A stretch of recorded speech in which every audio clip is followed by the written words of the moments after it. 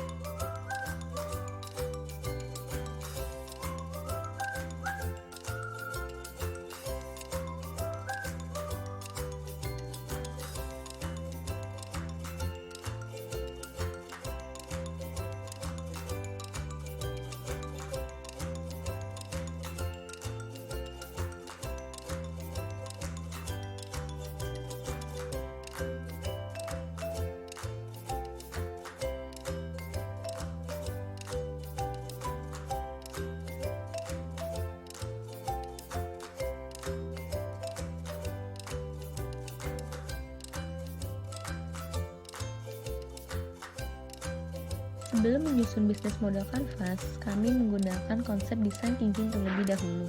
Design thinking tidak hanya berfokus pada apa yang dilihat dan dirasakan, namun juga berfokus pada pengalaman pengguna. Design thinking digunakan untuk mencari solusi yang paling efektif dan efisien untuk memecahkan suatu masalah yang kompleks.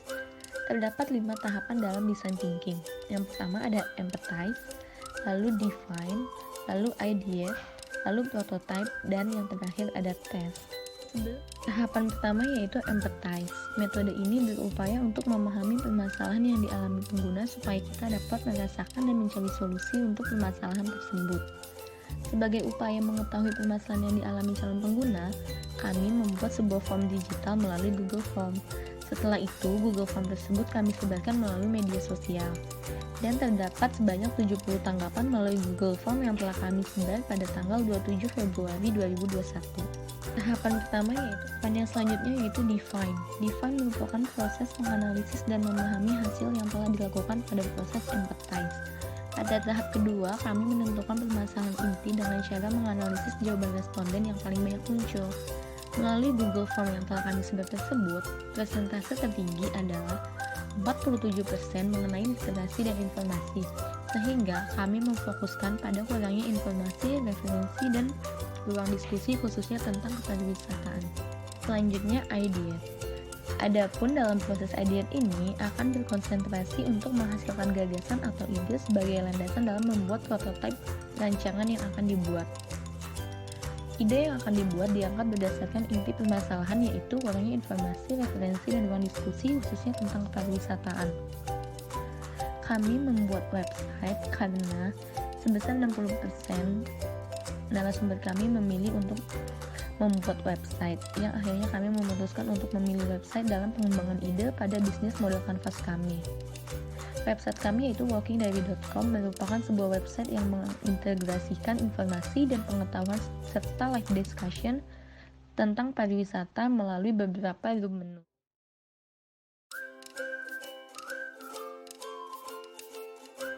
Dan tahap yang terakhir yaitu tes atau uji coba.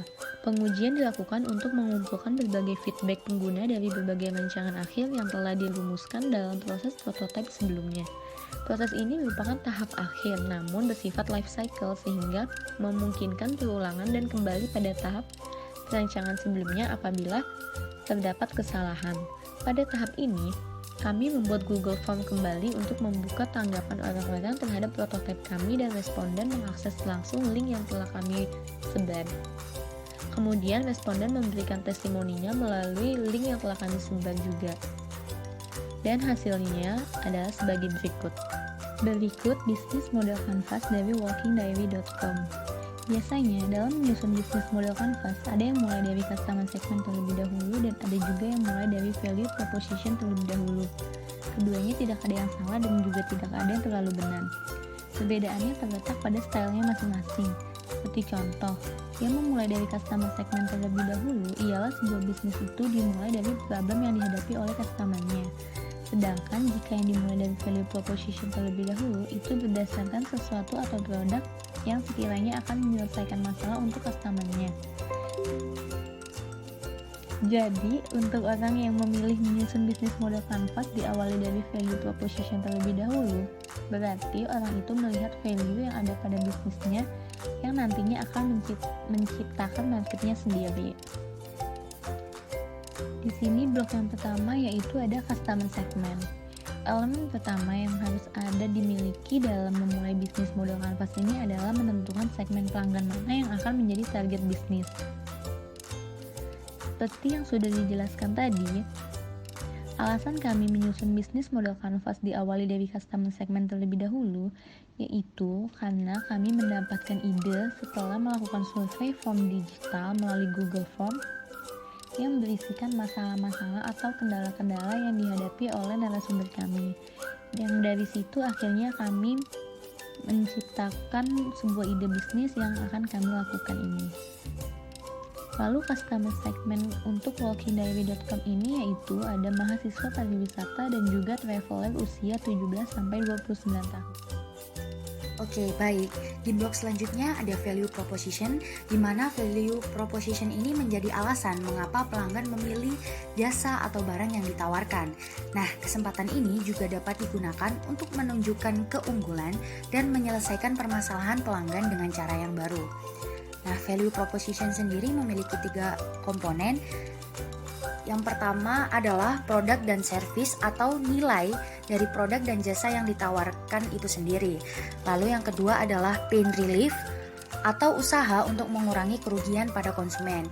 Dan yang terakhir adalah gain creators atau memberikan keuntungan kepada konsumen melalui produk dan jasa yang ditawarkan. Nah, untuk Walking Diary sendiri memiliki 3 value proposition. Yang pertama adalah menyediakan literasi yang kredibel mengenai bidang-bidang yang ada di dunia pariwisata. Dan yang kedua adalah menu live discussion terbuka untuk pemerhati pariwisata, pengelola maupun masyarakat umum yang nantinya akan terbagi dalam beberapa room, yakni destinasi, perjalanan, hotel, kuliner, budaya, dan lain-lain. Sehingga viewers web dapat mendapatkan informasi dan pengetahuan dari berbagai sudut pandang. Dan yang terakhir, value proposition yang dimiliki oleh walkingdiary.com adalah review lines berupa tulisan review real pengalaman dari orang-orang yang telah bergabung menjadi member dari walkingdiary.com sehingga dapat memberikan gambaran pada calon wisatawan untuk menentukan keputusan berwisata atau pengembangan bagi para pengelola destinasi maupun penunjang pariwisata itu sendiri. Blok selanjutnya yaitu channel. Channel adalah bagaimana kita bisa menyampaikan produk kita sampai hingga kepada konsumen. Melalui penggunaan channels yang tepat, kita baru bisa menyampaikan value proposition kepada customer segment kita. Jadi, channel pada bisnis model kanvas walkingdiary.com ini yaitu cara kami menjangkau para customer agar dapat bersentuhan dengan bisnis kami yaitu melalui website yang support dengan Android dan iOS dalam memberikan kemudahan dalam mendapatkan informasi dan pengetahuan tentang dunia pariwisata dan juga melalui online advertisement untuk menjangkau target customer yang lebih. Yuk lanjut ke blok selanjutnya. Blok selanjutnya adalah customer relationship. Customer relationship itu sendiri merupakan hubungan antara customer dengan produk bisnis yang sedang kita tawarkan. Nah, customer relationship sendiri ini harus dibangun dengan sebaik-baiknya.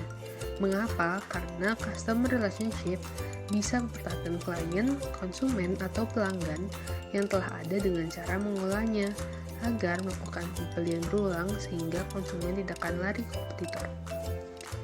Nah, customer relationship yang akan dilakukan oleh Walking Diary sendiri adalah yang pertama itu membuat adanya membership untuk membuat wadah komunitas.